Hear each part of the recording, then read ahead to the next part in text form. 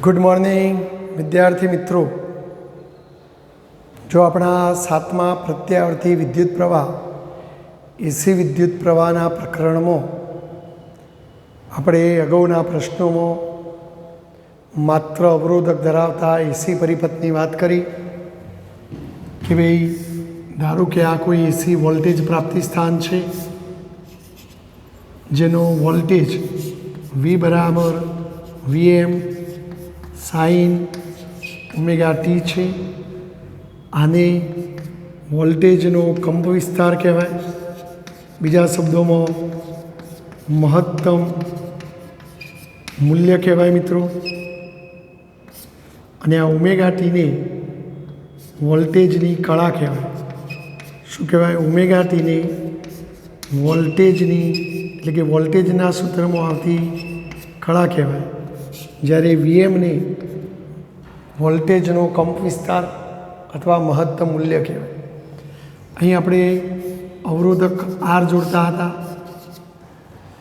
માટે આ પરિપથમાં વહેતા પ્રવાહનું સૂત્ર આપણને મળ્યું I બરાબર Im સાઇન ઓમેગા ટી।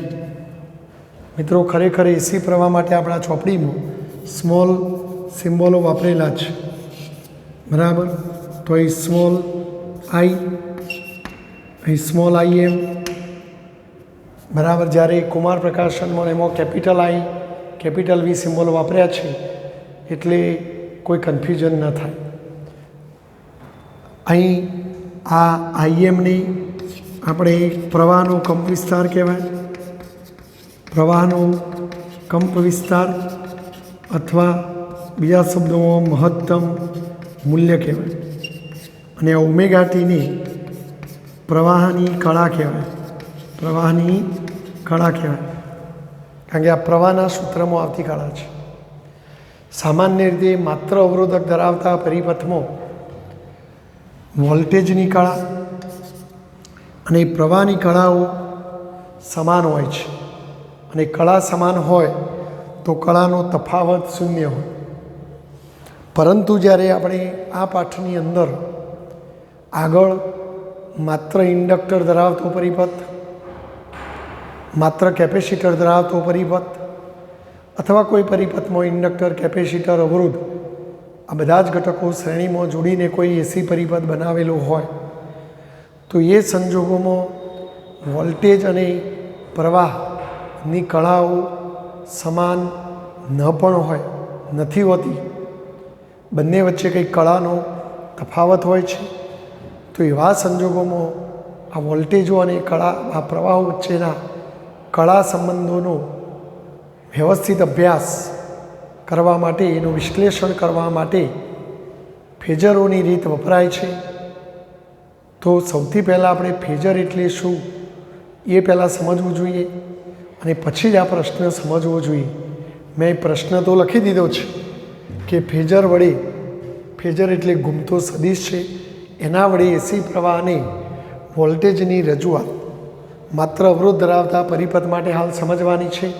પછીના પ્રશ્નોમાં ઇન્ડક્ટરવાળા પરિપથ માટે, પછી કેપેસિટર માટે, આ બધા વિવિધ પ્રકારના પરિપથો માટે આ રજૂઆત સમજવાની છે। પણ આ બધું સમજીએ પહેલો આ ફેઝર કોને કહેવાય એ આપણે ખાસ સમજવું જોઈએ। એટલે સૌથી પહેલાં હું તમને ફેઝરની થોડી સમજૂતી આપી દઉં, પછી આપણે આ પ્રશ્નની ચર્ચા કરીએ।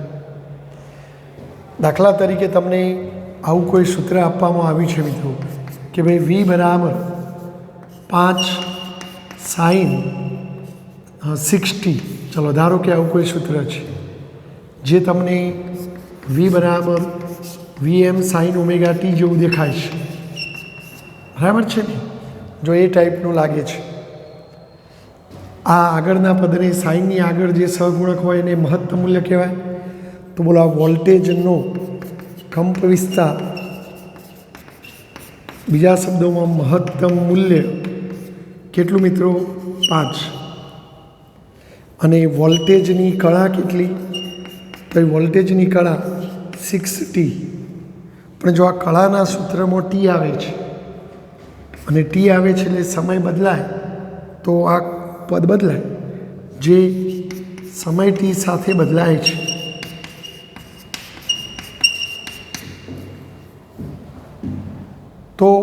આ વોલ્ટેજનો ફેઝર કઈ રીતે દોરવો એની હું ચર્ચા કરી લઉં પહેલાં.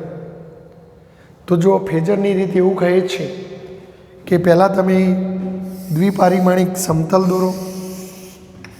સમતલમાં એક આપણે એક્સ અક્ષ લઈએ છીએ, એક વાય અક્ષ લઈએ છીએ અને ઉગમ બિંદુ ઓ લઈએ છીએ. તો ફેઝર કઈ રીતે દોરવો એ હું તમને સમજાવું છું મિત્રો. તો ફેઝર કેવી રીતે દોરવો, તો મહત્તમ મૂલ્ય જેટલી લંબાઈનો રેખાખંડ દોરવાનો. આ ઉગમ બિંદુઓ આગળથી મહત્તમ મૂલ્ય જેટલી લંબાઈનો રેખાખંડ દોરવાનો. તો એ મહત્તમ મૂલ્ય 5, તો આપણે 5 એકમ લંબાઈનો રેખાખંડ દોરવાનો. પણ પ્રશ્ન એ થાય કે 5 એકમ લંબાઈનું રેખાખંડ શું અહીંયા દોરવું કે અહીંયા દોરવું કે અહીંયા દોરવું, અહીંયા દોરવું, અહીંયા દોરવું, કયો દોરવું? તો આપણે ગમે ત્યાં દોરી આવવાનું નથી મિત્રો. તો તમે જે સમયે વાત કરતા હો તે સમયે જે કળા હોય એ કળા જેટલો એક્સ અક્ષ સાથે ખૂણો બનાવવાનો. દાખલા તરીકે તમે ટી બરાબર 0 સમય લો મિત્રો. તો જો ટી બરાબર 0 લેશો તો અહીંયા 0 મૂકો તો વીનું સૂત્ર શું બનશે?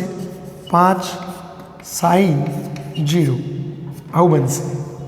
કારણ કે 0 મૂકો 6 ગુણ્યા 0 એટલે 0. પણ જો ટી બરાબર 5 સેકન્ડે કહેશો તો વી બરાબર 5 sin, અહીં 5 મૂકો તો 6 5 30. તો જો આ કળા બદલાઈ જાય, કળા 0 ની જગ્યાએ 30 થઈ. જો ટી બરાબર 10 સેકન્ડે કહેશો તો અહીં 10 મૂકો તો 10 ગુણ્યા 6 એટલે 60. તો વી બરાબર 5 sin 60 થશે. જો 15 સેકન્ડ લેશો મિત્રો તો વી બરાબર 5 sin 15 × 90 થશે. 20 સેકન્ડ લેશો તો વી બરાબર 5 sin 120 થશે. ટૂંકમાં મહત્તમ મૂલ્ય તો એના એ જ, પણ આ કળા સમય સાથે બદલાતી જાય છે. દાખલા તરીકે તમને એમ કહેવામાં આવી કે ટી બરાબર 5 સેકન્ડની વાત કરવી છે, તો જો ટી બરાબર 5 સેકન્ડે આપણું સૂત્ર આવું થાય મિત્રો. તો આ વોલ્ટેજનો ફેઝર દોરવો હોય તો ફેઝરની રીત કહે છે કે આ મહત્તમ મૂલ્ય જેટલી લંબાઈનો રેખાખંડ દોરો અને એક્સ અક્ષ સાથે 30નો ખૂણો બનાવીને દોરો. તો આપણી આ એક્સ અક્ષ સાથે 30નો ખૂણો બનાવવાનો અને 5 એકમ લંબાઈની લીટી દોરવાની. તો જો આ 5 એકમ લંબાઈનો રેખાખંડ દોર્યો અને એક્સ અક્ષ સાથે 30નો ખૂણો લઈ અને આપણે આવો એક સદિશ દોરવાનો અને આ સદિશને ટી બરાબર 5 સેકન્ડે વોલ્ટેજનો ફેઝર કહેવાય. જો તમે આ સદિશનો વાય અક્ષ ઉપરનો પ્રક્ષેપ લેશો તો એ તમને સીધે સીધો આ જવાબ આપી દેશે. 5 સેકન્ડે વીનું મૂલ્ય બતાવશે. જો તમે ત્રિકોણમિતિનો ઉપયોગ કરો મિત્રો તો અંગ્રેજી અક્ષર ઝેડ, તો યુગ્મ કોણ, તો આ ખૂણો પણ 30 થાય. પણ આ 30ની કઈ બાજુ મિત્રો? સામેની. તો જો આપણે આ ત્રિકોણમાં સામેની બાજુ શોધવા sin 30 લઈએ તો sin 30 બરાબર સામેની બાજુ ભાગ્યા કર્ણ. અહીં કર્ણની લંબાઈ 5. આ 5ને ત્યાં લઈ જાઓ તો એનો મતલબ કે આ સામેની બાજુ જે તમને મળી એ 5 sin 30 હોય અને 5 sin 30 એટલે આપણું ટી સમયે 5 સેકન્ડે વોલ્ટેજનું મૂલ્ય. તો આ વોલ્ટેજ છે. એટલે સાઇન ઘટક આવતો હોય તો વાય અક્ષ ઉપરનો પ્રક્ષેપ લેવાનો. અને જો કોઈ સૂત્રમાં તમને કોસ આપેલું હોય કે ભાઈ 5 cos 30, તો આનો ફેઝર પણ દોરવાનો આ રીતે જ. મહત્તમ મૂલ્ય જેટલી લંબાઈનો રેખાખંડ, એક્સ અક્ષ સાથે 30નો ખૂણો. પણ કોસ વિધેયનું આ વિધેયનું મૂલ્ય શોધવું હોય તો એક્સ અક્ષ ઉપરનો ઘટક શોધવાનો. તમે અહીંથી પ્રક્ષેપ દોરો અહીંયા, તો આ એક્સ અક્ષ ઉપરનો ઘટક શોધી કાઢો. તો જો આ ખૂણાની કઈ બાજુ છે મિત્રો? પાસેની બાજુ. અને પાસેની બાજુ શોધવી હોય તો કોસ લેવું પડે. તો જો cos 30 બરાબર પાસેની બાજુ ભાગ્યા કર્ણ. આ 5ને ત્યાં લઈ જાઓ તો એનો મતલબ કે આ તમારું 5 cos 30 થાય. તો આ રીતે તમે વાય અક્ષ ઉપરનો ઘટક અને એક્સ અક્ષ ઉપરના ઘટક ઉપરથી સાઇન વિધેય હોય તો વાય અક્ષ પરના ઘટકનું મૂલ્ય, કોસ વિધેય હોય તો એક્સ અક્ષ પરના ઘટકનું મૂલ્ય શોધી કાઢો, એ તમારો જવાબ થાય. જો મિત્રો આ મેં જે ચિત્ર દોર્યું એ t બરાબર 5 સેકન્ડનું ચિત્ર છે, પરંતુ જો t બરાબર 10 સેકન્ડની તમે વાત કરો તો આ જગ્યાએ ના આવે જવાબ. જો t બરાબર 10 લેવામાં આવે તો સૂત્ર આવું થઈ જાય, મહત્તમ મૂલ્ય 5/5 પણ કળા 60 થઈ જાય. તો એક્સ અક્ષ સાથે 60નો ખૂણો બનાવવાનો. તો જો એક્સ અક્ષ સાથે હું 60નો ખૂણો બનાવું અને 5 એકમ લંબાઈનો રેખાખંડ, તો આ t બરાબર 10 સેકન્ડે વોલ્ટેજનો ફેઝર કહેવાય. એટલે જો ફેઝરે પોતાની જગ્યા બદલી દીધી. જો તમે t બરાબર 15 સેકન્ડે વાત કરો તો કળા 90 થઈ જાય, તો એક્સ અક્ષ સાથે 90નો ખૂણો બનાવવાનો. તો તમારો સદિશ અહીંયા આવે. જો 20 સેકન્ડની વાત કરો તો 120 ખૂણો, તો એક્સ અક્ષ સાથે 90 અને બીજો 30, 120નો ખૂણો બનાવો. ટૂંકમાં જેમ જેમ સમય બદલાય એમ એમ આ કળા બદલાય, પરિણામે ફેઝરની જગ્યા પણ બદલાય.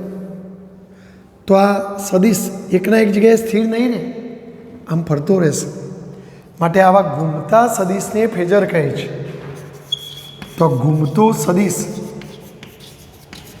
જેને ફેઝર કહેવાય, વાસ્તવમાં એ અદિશ છે, પરંતુ એ ઘૂમતા સદિશના સ્વરૂપમાં આપણે એને રજૂ કર્યો છે. તો આ ઘૂમતા સદિશને ફેઝર કહેવાય. જો મિત્રો આના આધારે હું તમને એક આલેખ પણ દોરી બતાવું. દાખલા તરીકે તમે જુઓ મિત્રો, જો આપણો આ વર્તુળ છે મિત્રો,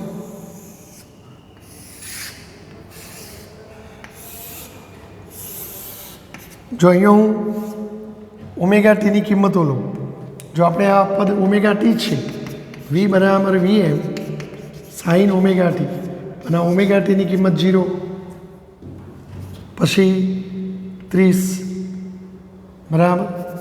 એટલે જો આપણે આ રીતે બતાવીએ, ધારો કે 0, પછી આપણે પેલું π/2 એટલે 90 લેતા હતા, ખબર છે તમને? 90 વાર થોડી આકૃતિ મોટી દોરીએ આપણે. જો 0, પછી આ 90, આ 180, 270, 360 એ રીતે, અથવા પહેલાં રેડિયનમાં લખો તો π/2, π 3π/2, 2π, આ ઓમેગા ટીની કિંમતો. ચલો તમે t બરાબર 0 સમયે વાત કરો, તો જો આપણે અહીંયા ફેઝર દોરીએ તો t બરાબર 0 સમયે વોલ્ટેજનું મૂલ્ય 5, ખૂણો 0, તો વોલ્ટેજનું મૂલ્ય 5, તો 5 એકમ લંબાઈનો સદિશ રેખાખંડ દોરો. ધારો કે આ લંબાઈ 5 અને એક્સ અક્ષ સાથે 0 ખૂણો બનાવે. હવે આનો વાય અક્ષ ઉપરનો પ્રક્ષેપ શોધો. તો જો આ ઓલરેડી એક્સ અક્ષ ઉપર જ છે, કારણ કે આમાં સાઇન વિધેય આવે છે, અને સાઇન વિધેય શોધવા વાય અક્ષ ઉપરનો પ્રક્ષેપ લેવાનો. તો t બરાબર 0 સમયે અહીંયા વાય અક્ષ ઉપરનો પ્રક્ષેપ 0 મળશે. પણ ધારો કે તમે 5 સેકન્ડે વાત કરો તો ખૂણો કેટલો થાય? 30. તો જો 30નો ખૂણો થશે, એટલે આ જો 90 છે તો અહીંયા 30 આવે, અહીં 60 આવે.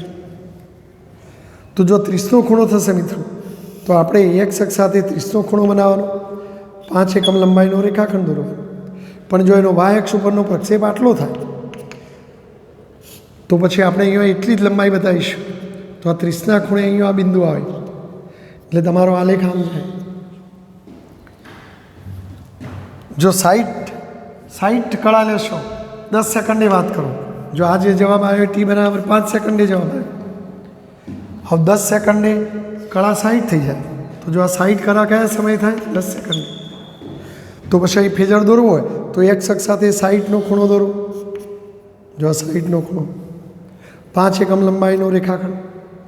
પણ જો આપણા આખા પદની કિંમત v શોધવી હોય તો સાઇન વિધેય એટલે વાય અક્ષ ઉપરનો પ્રક્ષેપ લો. તો જો એ આટલું થઈ જશે મિત્રો, એનો મતલબ કે અહીંયા આટલું થઈ જશે મૂલ્ય, તો તમારો આ વિધેય વધતું આટલું પહોંચે. જો 15 સેકન્ડની વાત કરો તો કળા 90 લઈને વાત કરવાની, તો એ 90નો ખૂણો બનાવો. તો તો જો તમારું ફેઝર અહીં આવી જશે અને અહીં આવી જાય તો 90 આગળ મહત્તમ મૂલ્ય આવી જશે અને અમે જો સાઈન 90 1 ગુણ્યા 5 એટલે 5 તો તમારા એ વાય ઘટકની કિંમત આ વર્તુળની ત્રિજ્યા 5 એકમ જેટલી જ થઈ જશે.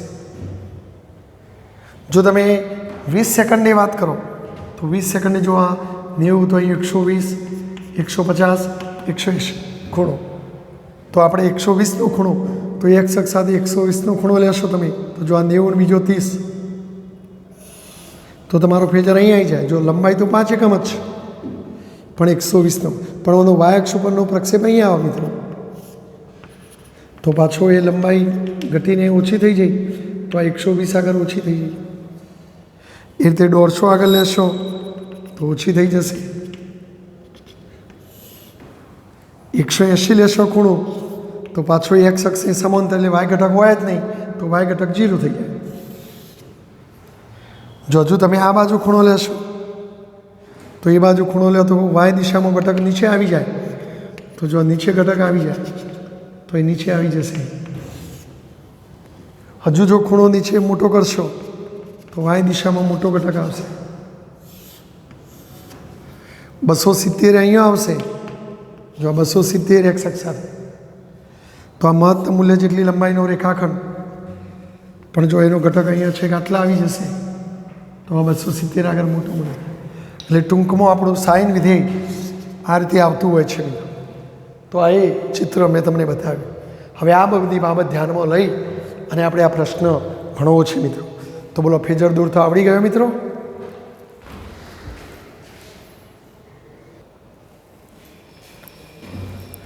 જો મિત્રો હવે આપણો આ પ્રશ્ન જોઈએ. ફેઝર એટલે ઘૂમતો સદિશ. આ ઓમેગાને આપણે કોણીય ઝડપ કહીએ છીએ. આખા પદને કળા કહેવાય પણ ઓમેગાને શું કહેવાય કોણીય ઝડપ. તો આમ ફેઝર એ ઉગમ બિંદુની આસપાસ ઓમેગા કોણીય ઝડપથી ઘૂમતો ભ્રમણ કરતો સદિશ છે. બરાબર. જોઈએ હવે આપણો પ્રશ્ન. એસી પ્રવાહ અને વોલ્ટેજની રજૂઆત પણ માત્ર અવરોધ ધરાવતા પરિપથ માટે. તો જો આપણે અગાઉના એક પ્રશ્નમાં ભણેલા કે અવરોધક આર છે, લાગુ પાડેલો એસી વોલ્ટેજ વી બરાબર વીએમ સાઇન ઓમેગા ટી છે. વીએમને વોલ્ટેજનો કંપ વિસ્તાર અથવા વોલ્ટેજનું મહત્તમ મૂલ્ય કહેવાય. ઓમેગા ટીને વોલ્ટેજની કળા કહેવાય. આના ઉપરથી આપણને પ્રવાહનું સૂત્ર આવું મળેલું મિત્રો. આઈ બરાબર આઈએમ સાઇન ઓમેગા ટી. આઈએમને પ્રવાહનો કંપ વિસ્તાર મહત્તમ મૂલ્ય કહેવાય. ઓમેગા ટીને પ્રવાહની કળા કહેવાય. ધારો કે આપણે કોઈ T1 સમયે વાત કરીએ. T1 સમય તો T1 સમયે વોલ્ટેજનું સૂત્ર શું બનશે મિત્રો? વીએમ સાઇન ઓમેગા T1 થશે. અને એ જ T1 સમયે પ્રવાહનું સૂત્ર કયું બનશે? IM sine omega T1. જો તમારે સ્મોલ અક્ષરોમાં લખવું હોય તો આપણે આવું લખીશું મિત્રો અને કેપિટલમાં લખવું હોય તો એ રીતે લખવું. હવે આપણે આ બંનેના ફેઝરો દોરીએ. T1 સમય અને આપણે એનો આલેખ પણ દોરીએ. તો જો મિત્રો અહીંયા ધ્યાન આપજો મિત્રો. હમણાં જ મેં પેલું બતાવ્યું હતું એ પ્રમાણે કલ્પના કરીએ. જો આમાં હું ફેઝર દોરીશ અને અહીંયા હું પેલો એનો આકાર દોરીશ. આ ઓમેગા ટીની કિંમતો જો આ 0 π/2 પાઈ 3π/2 2π આ એક પરિભ્રમણ દરમિયાનની વાત કરી. ધારો કે કોઈ T1 સમયે હું વોલ્ટેજની વાત કરું તો T1 સમયે વોલ્ટેજની કળા ઓમેગા T1 છે અને એનું મહત્તમ મૂલ્ય વીએમ છે. તો એક્સ અક્ષ સાથે ઓમેગા T1 જેટલો ખૂણો બનાવો. ધારો કે હું એક્સ અક્ષ સાથે ઓમેગા T1 જેટલો ખૂણો બનાવું અને આ મહત્તમ મૂલ્ય જેટલી લંબાઈનો મેં રેખાખંડ દોર્યો. તો આ રેખાખંડની લંબાઈ વીએમ જેટલી છે. તો આને કહેવાય વોલ્ટેજનો ફેઝર. પણ જો એ સમયે T1 સમયે આ વોલ્ટેજનું મૂલ્ય મારે શોધવું હોય તો વાય અક્ષ ઉપરનો પ્રક્ષેપ લેવો પડે. તો જો આ વાય અક્ષ ઉપરનો પ્રક્ષેપ તમે શોધી કાઢો તો એ તમને Vm સાઇન ઓમેગા T1 બતાવશે. એટલે આ જે લંબાઈ છે મિત્રો આટલી એ તમને આ કિંમત આપશે. બરાબર છે. એટલે આ ટી સમયે વોલ્ટેજની કિંમત છે મિત્રો, આ વીની કિંમત છે ટી સમય. તો જો એ જ T1 સમયે આપણે વાત કરીએ મિત્રો, ધારો કે અહીંથી આપણે જઈએ તો ઓમેગા T1 કળા ધારો કે અહીંયા છે ઓમેગા T1. તો આ ઓમેગા T1 સમય વોલ્ટેજનું મૂલ્ય જો આટલું છે, વોલ્ટેજનું મૂલ્ય આટલું, એટલે વોલ્ટેજનો આલેખ આમ જશે અને π/2 આગળ ખબર છે sin π/2 1 એટલે મહત્તમ થાય. તો જો મહત્તમ આટલું થાય એટલે આપણું વોલ્ટેજનો આલેખ આમ થઈને આમ જશે. પણ એ જ T1 સમયે પ્રવાહનો ફેઝર દોરવો છે. તો જો પ્રવાહના ફેઝરમાં કળા તો ઓમેગા T1 જ, એટલે ખૂણો તો આટલો જ બનશે. પણ મહત્તમ મૂલ્ય Im છે. અને શું Im Vmના જેટલું લેવું? તો એ તો આપણે યાદ કરું, Im બરાબર Vm અપોન R. જો R 1 હોય તો Im અને Vm સરખા લેવાય. પણ ધારો કે હું એમ કહું કે ભાઈ R ઇઝ ગ્રેટર દેન 1 છે, દાખલા તરીકે R બરાબર 5, હું 5 લઉં, તો એનો મતલબ કે Vmના લંબાઈ કરતો 5મા ભાગની એટલે નાની લંબાઈ થઈ જાય. તો ચલો એ જ વખતે જો Vmની લીટી આટલી દોરી હોય તો પછી પહેલાંની લીટી આમ નાની દોરવી જોઈએ. મેં લમછમ દોરી, બરાબર, 5મા ભાગની નથી દોરી. પણ ધારો કે અહીં 2 હોય, ચલો અવરોધ 2 લઉં, તો પછી Vm કરતો અડધી, તો આ Vm કરતો અડધી, તો આ Im કહેવાય, આ મહત્તમ મૂલ્ય Im. પણ જો આને પ્રવાહનું ફેઝર કહેવાય માટે એનો વાય અક્ષ ઉપરનો ઘટક આટલો થાય, વાય અક્ષ ઉપરનો ઘટક આટલો થાય. તો આ કિંમત તમને શું બતાવશે ભાઈ? Im સાઇન ઓમેગા T બતાવશે. પણ ચાલો એ જ બાબત અહીં બતાવીશ. તો જો આટલી થશે, આ ઓમેગા T1 કળા હોય એ વખતે પ્રવાહની કિંમત આટલી થાય, એટલે પ્રવાહનો આલેખ આમાં. અને એ જ π/2 જેટલી કળા લેશો તમે, તો જો એ π/2 લો, π/2 લો તો sin π/2 1, તો વીની કિંમત Vm જેટલી થાય, એટલે એ વખત આટલી થાય, તો આટલી થાય. પણ એ જ વખતે Im, તો Im Vm કરતો અડધો થાય, તો આ આખો વી આટલો હોય તો પેલો અડધો, તો એ બધી પ્રવાહ આટલા. બસ આ રીતે આગળ દોરી શકાય. મેં પહેલાં બતાવી એ રીતે, જો ખૂણો 90 થયો તો 90 આગળ આવો. જો તમે ખૂણો આગળ 120 લો તો 120 લો તો 120 ખૂણો આમ આવશે.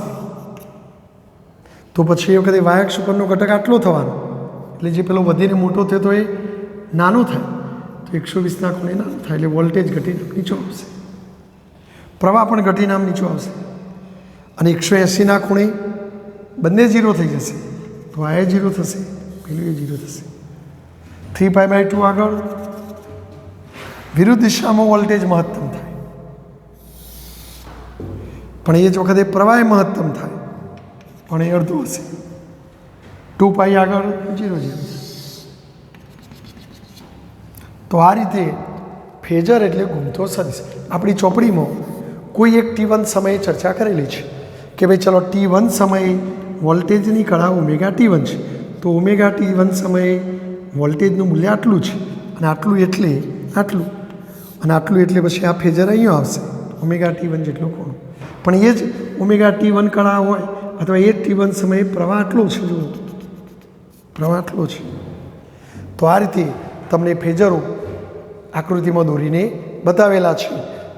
આ એ T1 સમયે પ્રવાહનું મૂલ્ય બતાવે છે, આ T1 સમયે વોલ્ટેજનું મૂલ્ય બતાવે છે. જો કોસાઇન ઘટકો આપેલા હોય તો એક્સ અક્ષ ઉપરના પ્રક્ષેપો આપણે દોરીને એક્સ ઘટકો સાથે કામ લેવું જોઈએ. તો આ એસી પરિપથ માટે, માત્ર અવરોધક ધરાવતા એસી પરિપથ માટે આ ફેઝરની રીતથી આ કળા અને વોલ્ટેજના આલેખો આ રીતે તૈયાર કરી શકાય. મિત્રો, તો મને વિશ્વાસ છે કે આ પ્રશ્નમાં તમને થોડો આઈડિયા આવી ગયો હશે. બોલો, ખ્યાલ આવી ગયો? ઓકે.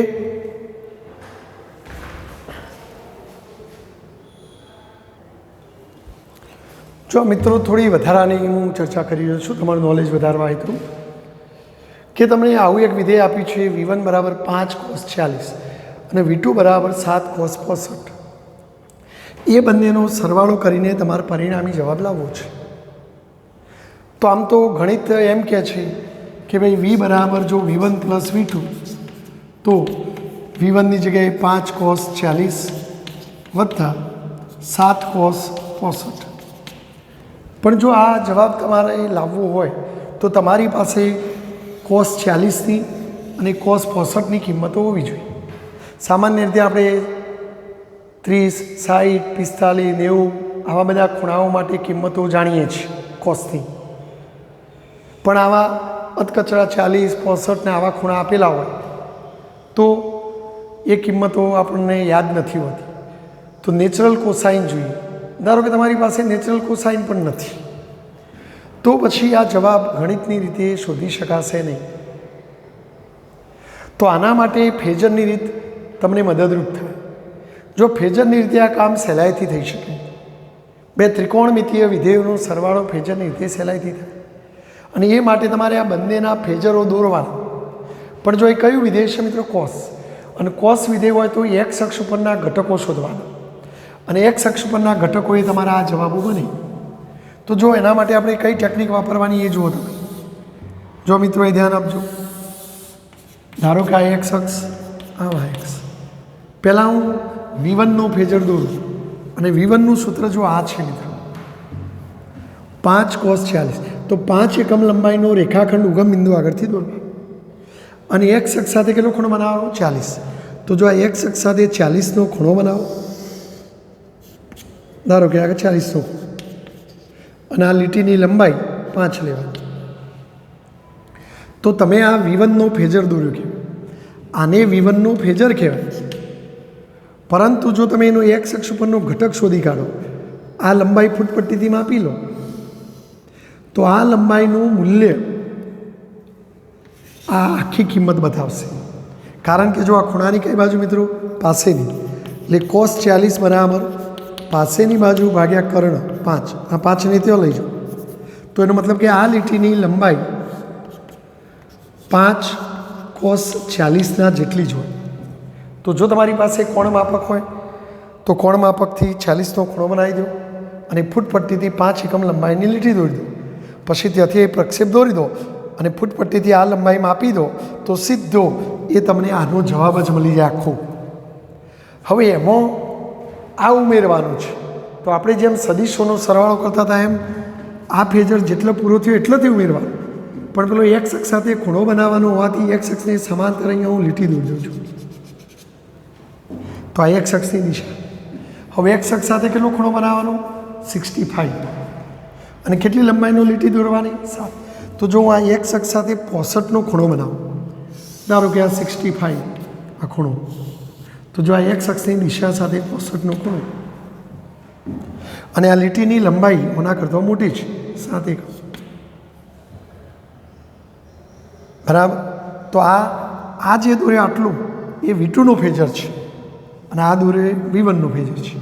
આ v2નું ફેઝર છે. પણ જો મારે આ કિંમતની જરૂર છે અને આમાં કોસ વિધેય આવે એટલે એક્સ અક્ષ ઉપરનો ઘટક લેવાનો, તો જો તમે એનો એક્સ અક્ષ ઉપરનો ઘટક લેવા આટલું, તો આ ઘટકની કિંમત ખૂણાની પાસેની બાજુ cos 65 બરાબર પાસેની બાજુ ભાગ્યા કર્ણ, તો આ થવાનું 7 cos 65. તો ફૂટપટ્ટીથી આ લંબાઈ માપી લો. પણ જો આ જ લીટીને હું આગળ લંબાવું તો બોલો આ લંબાઈ કેટલી થાય? આના જેટલી જ. તો આ કહેવાય 7 cos 65. તો હવે જો આ આખી લીટીની લંબાઈ તમે માપી લો મિત્રો, તો આખી લીટીની લંબાઈ એ આટલી વત્તા આટલી, ધેટ મીન્સ આ બેનો શું બતાવો? સરવાળો. તો આ બેનો સરવાળો એટલે તમારો જવાબ થઈ જાય. તો આખી લીટીની લંબાઈ એ તમારો જવાબ થઈ જાય. તો આ રીતે ફેઝરની રીતે આ કોસાઇનના ઓકડાઓ ભલે આપણે શોધી ન શકતા કે ભાઈ cos 65ની કિંમત ખબર નથી, 40ની ખબર નથી, પણ કોણ માપક અને ફૂટપટ્ટી જો તમારી પાસે હોય તો આ ફેઝરની રીતે તમે એ બંનેનો સરવાળો સહેલાઈથી કરી શકો. જો તમને સાઇન વિધેયો આપ્યા હોય કે ભાઈ sin 40 sin 65, તો સાઇન વિધેય માટે y અક્ષ ઉપરના ઘટકોનો સરવાળો કરવાનો. તો જો તમારે આનો વાયએક્સની દિશામાંનો ઘટક પહેલાં શોધી કાઢવાનો, તો આ જે ઘટક છે એ તમારો બનશે 5 sin 40. જો તમે આ 40 તો આ 40 તો ખૂણાની સામેની એ રીતે આનો તમે વાય દિશામાંનો ઘટક શોધી કાઢો. તો જો અહીંથી પ્રક્ષેપ દોરો તો આ લીટીની લંબાઈ કેટલી થવાની? 5 sin 65. તો જો આ 5 sin 40, આ 5 sin 65, માટે આ આખી લંબાઈ એટલે આ બેનો સરવાળો, તો એ બેનો સરવાળો થઈ જાય. તો સાઇન વિધેય હોય તો વાયક્ષ ઉપરના ઘટકોનો સરવાળો, કોસ વિધેય હોય તો એક્સ અક્ષ પરના ઘટકોનો સરવાળો. અને આ રીતે ફેઝરની રીતે ત્રિકોણમિતીય વિધેયોના સરવાળા સહેલાઈથી કરી શકાય, નેચરલ કોસાઇન વગર, ખાલી કોણ માપકને ફૂટપટ્ટી જોઈએ. તો આ ફેઝરની રીતની આ એક ઉપયોગિતા છે મિત્રો. બરાબર, તો આ વાત તમે સમજી ગયા છો. હવે આપણે બીજો પ્રશ્ન જોવાનો છે, પણ લેક્ચર મોટું થઈ જાય એટલે નવા લેક્ચરમાં આપણે પ્રશ્ન જોઈશું. બરાબર.